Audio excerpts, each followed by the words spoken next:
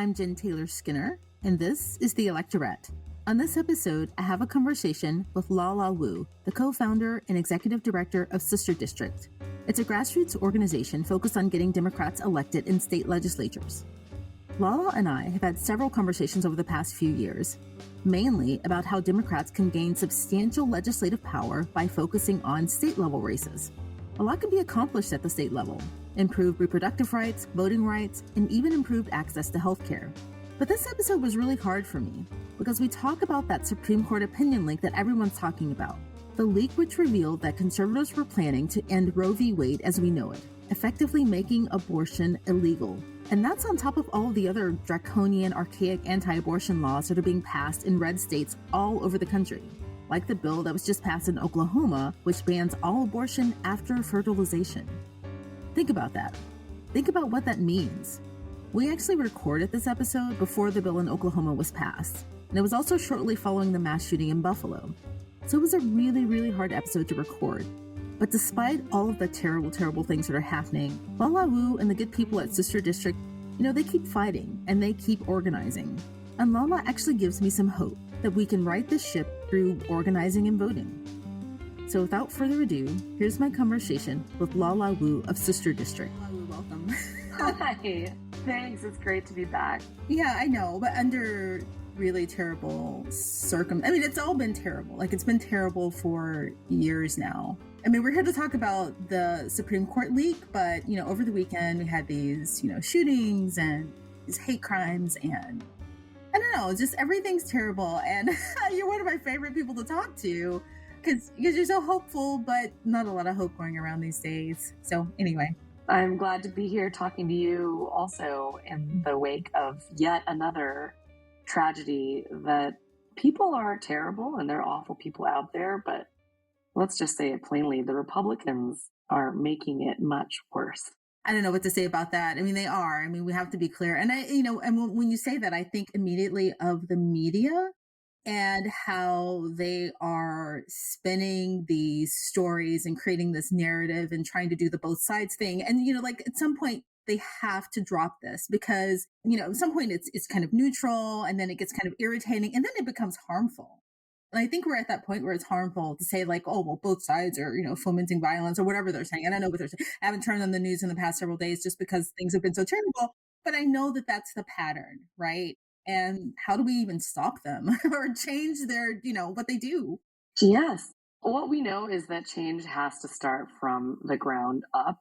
And we have to be clear-eyed about the world that we live in, which is full of some pretty awful things and people and ideas.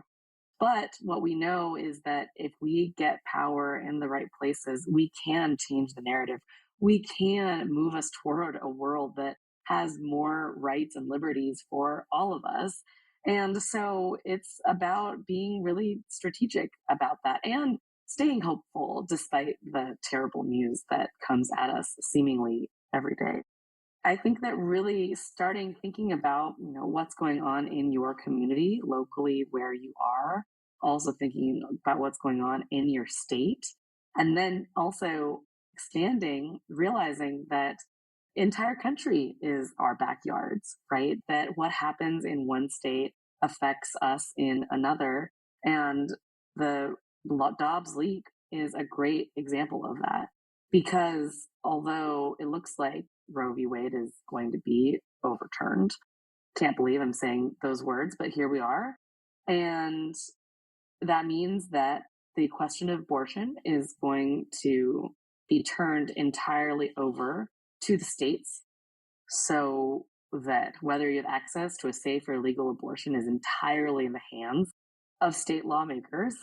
And even though we have a country where nearly 70% of people don't want to see Roe v. Wade overturned, they want to have some access to abortion, we're going to see abortion become banned or effectively banned in 26 states the moment that Roe v. Wade is overturned. And so what that means is that in these states, it doesn't mean that fewer people are going to need abortions. Those people are going to have to travel to other states. And so states like California and Colorado and Illinois and Washington. These are going to become states that people travel to in order to get an abortion. And that is going to put additional pressure on those receiving states and make it harder for everybody to access the healthcare they need. And so, what happens in one state matters, that affects another. And really, it's all our backyard. And I think a really strong reminder of how important what happens at the state and local level is, and how this is a place where, if you're looking for a place to feel like you're making a concrete difference, it's the place to look. So I want to get into the Supreme Court leak shortly because that's really what we're here to talk about. But you just said something that made me stop here. You said having power in the right places in state legislatures at the moment, right? That's what we're focusing on. I know that your organization, Sister District, works on getting progressive power, right? Democrats, but specifically progressive power. When you listen to progressives, and maybe this is just online, when I hear people talking about the Supreme Court leak and, the possible inevitable, probably end of Roe v. Wade very soon, they say Democrats failed here. They didn't do the right thing. This is why we're in this position, right? I mean, I have my own thoughts about that, but that's just one of the prevailing opinions among progressives. How do we get power in the right places when people are so deflated, whether it's warranted or not? I mean, I personally don't think it's warranted. And, just briefly, I think it's not warranted because it's specifically conservatives who've been working at this for decades, right? Not Democrats. Like maybe Democrats didn't act strongly enough throughout the years, but conservatives have been proactively and consistently working for this moment for a really long time. But back to the question of how do you convince people that we need to keep working to get power in the right places when they're also really deflated and kind of disappointed? I think you answered your own question, is that this is a long-term game. And it's not just about, Biden's doing as good of a job as he could be doing. The Democrats have accomplished plenty of things in the time that we've been in power. There's a lot else that we would like to get done, certainly. But you're exactly right that what we're seeing right now, the overturning of Roe v. Wade, the attacks on our democracy, all of the very concerning things that we're seeing, they're all the result of a Republican strategy to consolidate power at all levels of government over the past century.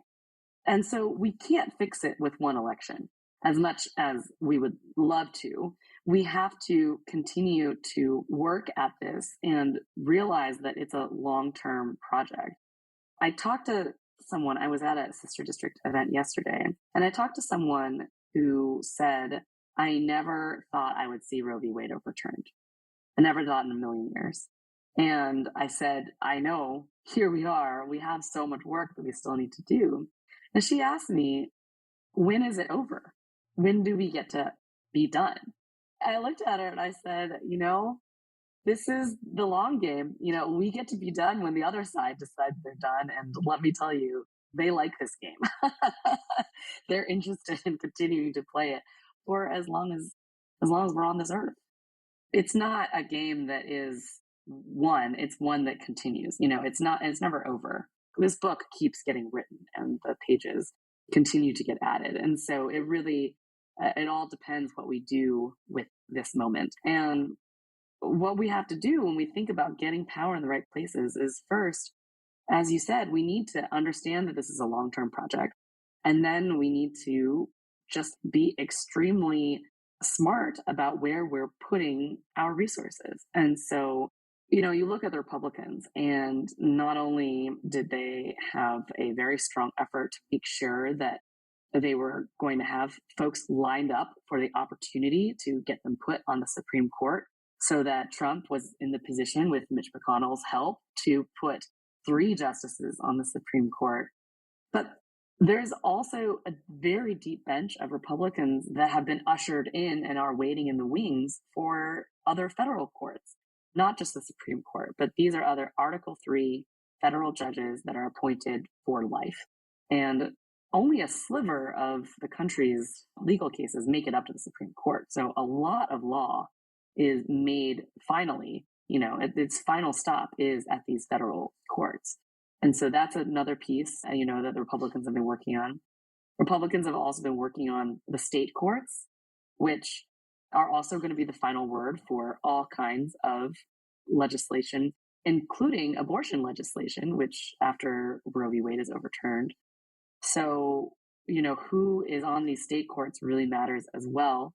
In some places, in some states, they're appointed, in other places, they're elected. And query whether that's really the way that we should be putting into place who these judges are. But we have to be strategic about that as well. And then, you go all the way down to the local level. Not only are they looking at secretaries of state, they're looking at election administrators, they're looking at poll workers, they're looking at all these places, even these nonpartisan places, seeking to install partisan people so that everything is going to fall in line. And so I don't mean to sound too chicken little, the sky is falling, but in 2020, our democratic institutions, they held together, but barely.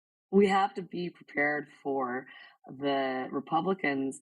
In 2020, they were just throwing everything at the wall. They were seeing what worked in these circumstances. And by the time 2024 comes around, they're going to have had 4 years to button everything up. And we just need to be really prepared for that. Well, first thing I'll say is you've probably heard of the saying, you can't see the forest for the trees, right? And I think in this case, it's kind of the reverse. I think people are looking at the forest and they're not looking at the trees, right? And the forest is, Roe v. Wade and the ending of legal abortion. And the trees are all these little pieces that Republicans have been putting in place to turn this over without having true power. And so people are like, oh God, how did you let Roe v. Wade, fail? However, they weren't looking at all of the structural pieces that needed to be in place to ensure that Roe v. Wade. So it's kind of like, maybe that's a terrible analogy, but that's kind of how I think of it. Then the second thing, you mentioned that conservatives have been planning this and lining up judges. Well, I think that the Biden administration has not gotten enough credit for the work that he's done, kind of the foresight that the administration's had. He has nominated, or he has put in place, I think, more women in judicial positions than any president in history, right? And more women of color. And that's something that I don't think he's given enough credit for. And that's really important when you're looking at, cases like this that are happening in these states. Oh, I love that. Yes, absolutely. And like I said, the deck is stacked against a lot of Democrats right now. And yes, Biden definitely deserves a lot of credit for doing that. And I think that unfortunately, I feel like things were a bit reactive. We saw how successful Trump was at putting all of these judges in place. But I am extremely glad to see that Biden has done such an incredible job of making sure that he brought these amazing women in particular into the judiciary. And that is going to be a lasting legacy. Yeah. And I don't want to sound like a Biden administration cheerleader, although in comparison to the last, you got to give credit's due for sure. I mean, it's hard not to do that given what we just came out of. So one of the things that I wanted to talk about was, the examples where at the state level, where blue states that have shored up abortion rights, codified it. What are some examples of that? I know here in Washington state, we've protected abortion rights. And what are some other examples that are happening at the state level? A shining example of this is in Connecticut, where they have the Reproductive Freedom Defense Act. And this act, what it does is it expands who can perform abortion services. So basically, it allows advanced registered nurses, physician's assistants, nurse midwives to be able to provide medication abortions in the first trimester. So it makes it, everybody still has enough experience, but especially for these medication abortions. And what I mean by that is abortion that is done by pill. You don't necessarily need a surgeon or, an OB for those kinds of practices. And so being able to expand who can provide those services makes a huge difference. This law also protects Connecticut doctors who are performing abortions on out-of-state patients, which is unfortunately a thing that really needs to be paid attention to, as some of these other red states are looking to not only ban abortion in their own state, but punish those who travel out of state or those who are performing abortions or helping those out of state.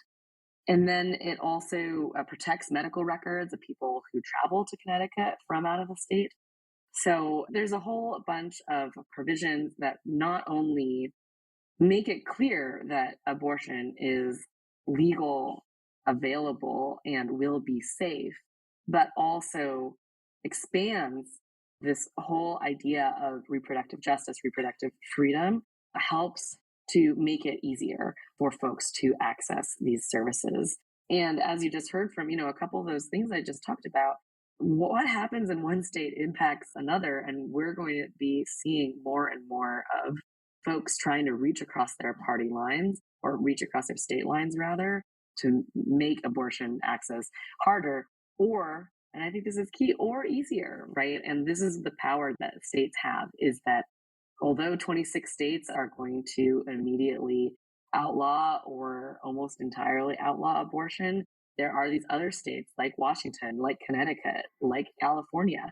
No surprise that these are democratically led states where we're going to see a much stronger support for abortion, shoring up of the resources that are available to folks both in the state and out of the state.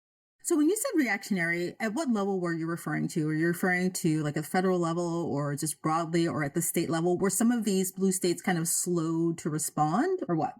The blue states have been a great demonstration of the power of states and how we can, if we shift our mindset as Democrats and really embrace the idea of state power, we can do a lot. We can push the envelope of what our rights and our freedoms are. I think the blue states are being incredibly proactive in demonstrating what can be done and what all the possibilities there are, not just for abortion, but for other areas as well. The piece that I was saying is a reaction is that there's deep red states, I believe it might be like Alabama, might be one of them, are there looking to criminalize even going out of state for an abortion. They're not only saying like, oh, you can't have an abortion here, they're saying you can't have an abortion anywhere. And as a reaction to that, and I think part of the broader proactive stance that blue states are taking is also introducing some protections to protect those out of state people. Can they even do that? How can you do that? Like, we are still free people. I mean, how are they controlling women by their residency, their state residency? So I think that there's very serious constitutional issues, very serious constitutional questions that come up. Not only the right to privacy, right to travel, all of these other unenumerated rights that Justice Alito says are totally fine, but also not fine. And, that's a whole other conversation. But I think there's going to be a lot of questions that come up when these sorts of laws get introduced. And hopefully we will see some injunctions, which means basically, at the federal and state court, hopefully the courts, when these are challenged, will say, hey, we need to stop this law in its tracks. We can't let it go on until we address the legal questions, make sure that this law is legal or not. But unfortunately, what we've also seen at the Supreme Court, when the Texas abortion law was passed, which was a 6-week abortion ban, which was in clear contravention of Roe v. Wade. What the Supreme Court, we would have expected a more sane Supreme Court to do would be to say, hey, Texas, we got to put a hold on this law. It looks like it contradicts with precedent and with existing law.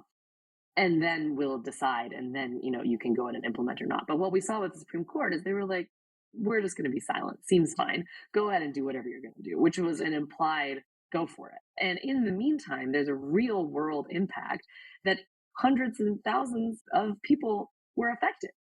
People who needed abortions, who didn't understand what the law was, who needed access to this kind of care and that weren't able to receive it. And so, although there are serious constitutional questions with kind of law that I just mentioned, trying to prohibit people from going out of state to get abortions, even criminalizing it, that doesn't mean that these laws aren't going to go into effect for some time, right? I certainly hope that they would not. I wouldn't put it past our judicial system to let some of these things go for a little while. I want to talk about consequences, right? Because what we've just described will result in there will be people who will have easy access to abortions, and then there are people who won't have easy access. And particularly for the people who won't have access, they won't have full bodily autonomy, of course, and they won't be able to plan their lives. They won't be able to plan their careers, and they'll become basically subordinate citizens, right? And I don't think that's hyperbolic, and that is not sustainable, right? And if we have to do this at the state level, that's just a stopgap, right? We need something at the federal level. Absolutely right. Here And we I are. mean, in the long term, we absolutely need a federal solution to this and many problems. And we have to be clear eyed about this too, that the Republicans are likely going to come at this at a national level too. But in the meantime, because the national solution is not immediately forthcoming, and we need to keep building towards having the power to make that happen, in the meantime, people's lives are being affected in states across the country. And so that's why it's really critical that we, of course, to fund these abortion clinics. We have to support people in travel where it's not possible to change the laws in the state immediately. But there's a lot of states that might surprise you that are going to, I mean, you probably looked at the list, but there are states that are going to ban abortion immediately that may be surprising. For example, Arizona, Georgia, Michigan, Wisconsin are four of our seven target states this year at Sister District, where abortion is going to basically immediately become illegal. I mean, Michigan, this is Arizona. These are perhaps some of these states are, I think it can be solidly said that these are swing states, right? And these are places that have a lot of people in them who I think, unfortunately, we'll find are going to be very surprised when this actually happens, because I think there's a sense among some people that, oh, well, it's not affecting me, or like this isn't going to happen in my state. But that's not true. This is going to affect all of us. And I just wanted to come back to what you said about consequences as well. Janet Yellen said that this is really going to have an economic impact also. When we have basically more than half of the workforce potentially unable to do family planning, or in this very important way, what are we going to be doing to the economic consequences of that, both micro and macro, are really, really severe. It's massive. It's severe. And, I think that, the conversation is focused a lot on the worst case scenarios, and we should. But I think we should have more conversations about when your body is kind of like owned and controlled by someone else, someone in government. We should talk more about that, because I think that would probably hit home for more people who think like, oh, well, this isn't going to affect me. I'm not going to be in that situation. Or if I do, I'll just, swing by, some other state. And I think we should have more conversations about that. Not only the big ways, but, the small ways. Yeah, absolutely. And I mean, just thinking about what some of these circumstances are as well, in many cases, people who seek out abortions already have children. They might also have just not be the right time to have kids, but they want children later. Maybe it was rape or incest, which is unbelievable that there's so many places that are not even willing to make those exceptions.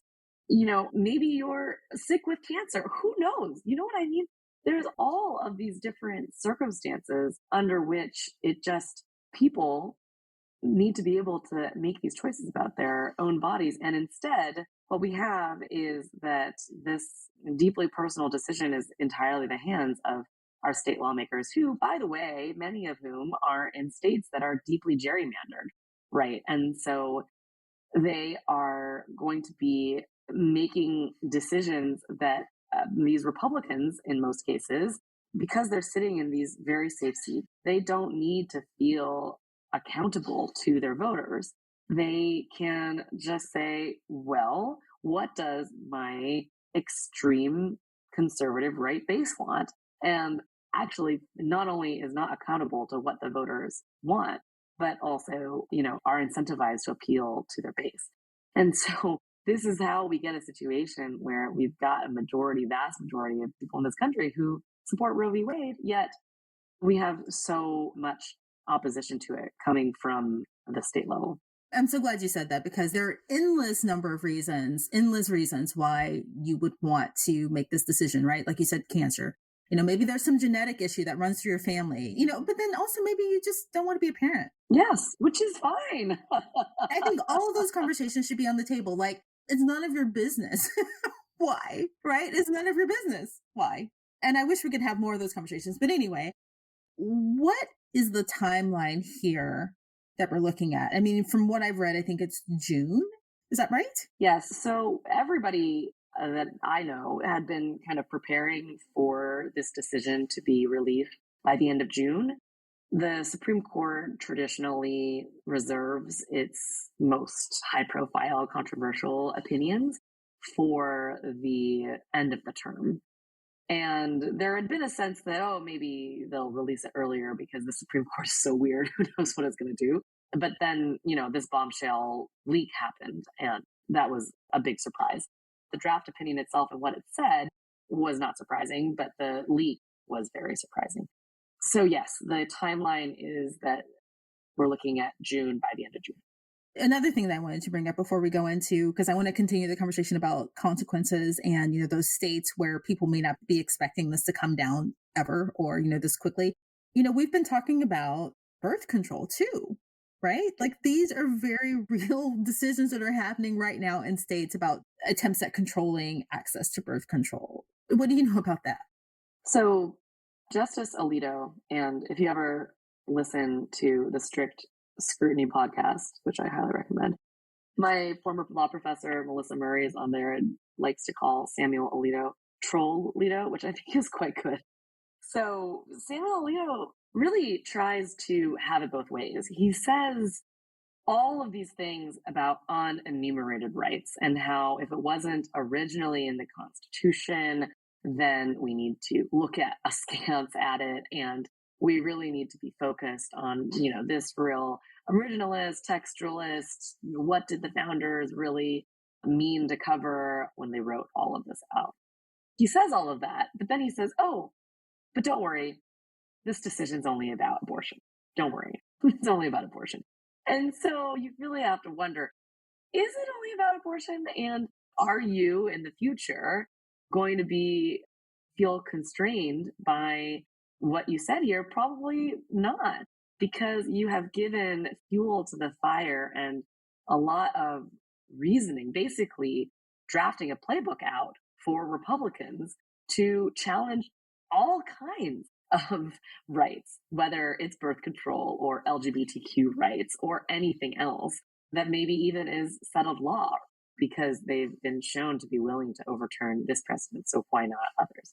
So really, yes, I mean, this draft opinion reads like a little bit of a playbook for challenging all kinds of rights, not just rights that affect pregnant women, but rights that affect all. So when this starts to come down, you mentioned like swing states earlier. So when these decisions start to come down and it starts to hit people, like in these swing states, conservative women included, because there are quite a large percentage. It's not like Republicans don't get abortions. Right. No, that's just absurd, right? Like the conservative women seem really quiet about this.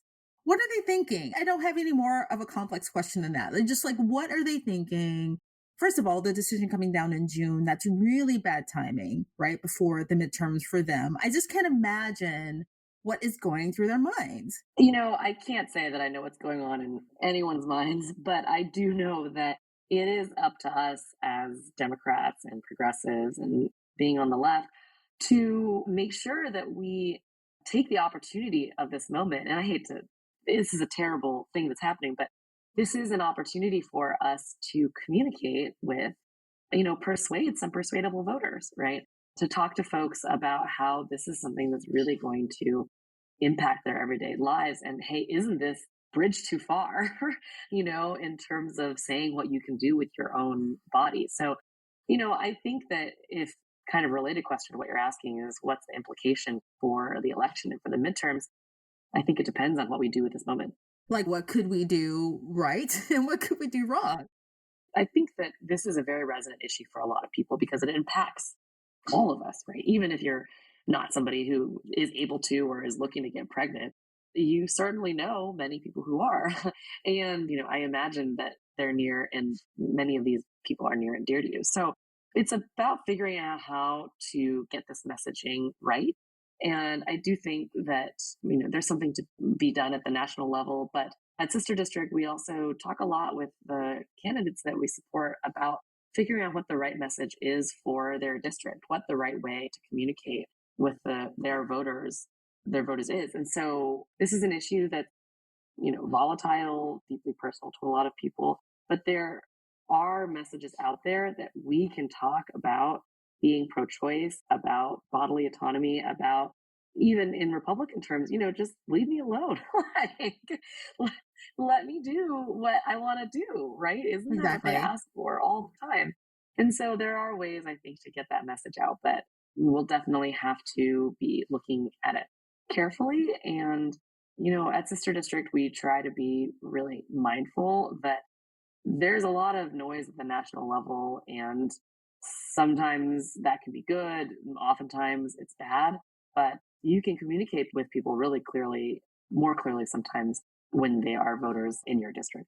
You reminded me of something. I think one of the very first interviews I did for the Electorette was with Dr. Laura Briggs. She's a professor somewhere. I don't remember where she is right now, but she's written a few books on reproductive justice.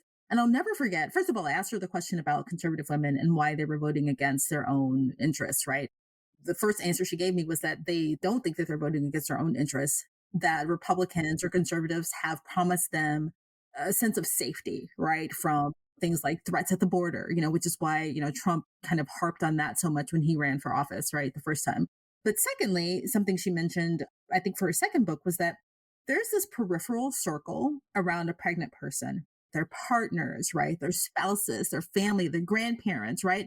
All of the people who are potential caretakers or who will be both financially and emotionally impacted by the pregnant person's inability to control or plan their own family.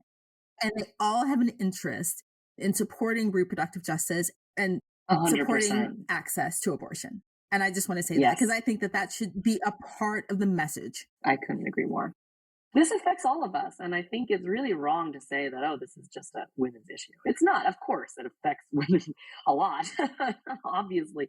But this is about all of us. And I think, we've talked a lot about how what happens at the state level is so important. And I think it's just worth reminder that this isn't just about abortion, it's also about democracy, that so much of what happens at the state level is shapes every aspect of our lives. Just take voting rights as one example, that the states are where you can expand or restrict access to the ballot box. And it's where the big lie and conspiracy theories are being peddled and going out of control. I mean, taking it back to the very beginning of this conversation, where, these white supremacist ideas are taking hold as well. So it's really, we're talking about abortion, but it's not just about abortion. It's about every issue. And I think that everything that we care about, so much of it, it happens at this state and local level. And I guess what I would say to be hopeful is that we can do something about it, right? Is that thankfully, like the state and local level, it is kind of the ground level, and we can get involved.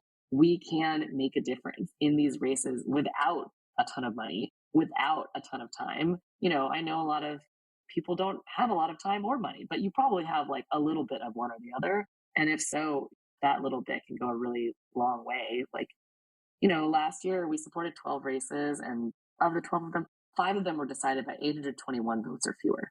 And so, like, these are people, unfortunately, many state legislators are still, like, straight white men. But at Sister District, we're supporting a very diverse slate, and we're trying to replace many of those folks, get people who represent their communities authentically into these offices. And they're decided by tiny margins, And so I would just encourage everyone to, before you think about donating to that Senate race, also important, but that's a million zillion dollar race. And these state legislative races are like a couple $100,000, you know? Yeah. And so you can make a huge difference. I wish I could just like tattoo that somewhere. Like that's where the power is, just like those few hundred votes that are missing or, gained in certain states. Going back to the beginning as we close out, before we turned on the mic, before we started recording, we were talking about like just how terrible things were, over the weekend, with hate crimes and everything.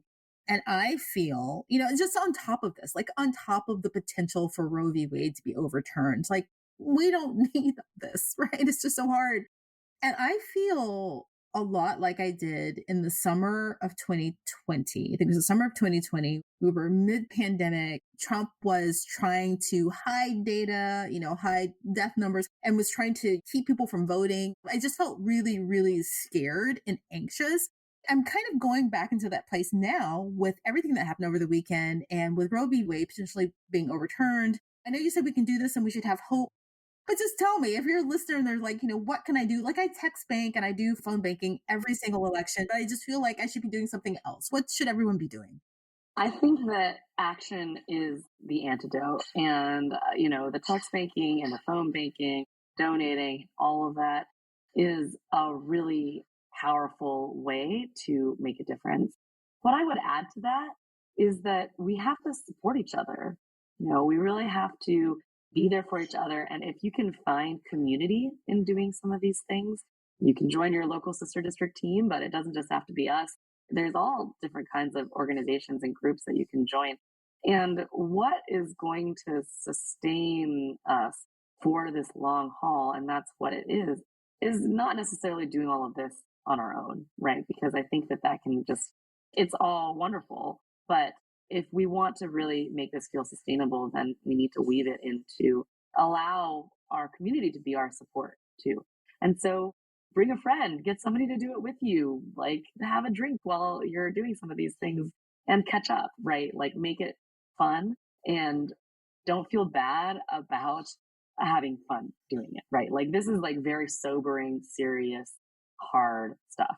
And that is tough, but I don't want to let them win by, taking away all the joy that there can be as well. So what I would add is, yes, do all of those things. But then I think a really important piece of this is get together with others to do it with them too.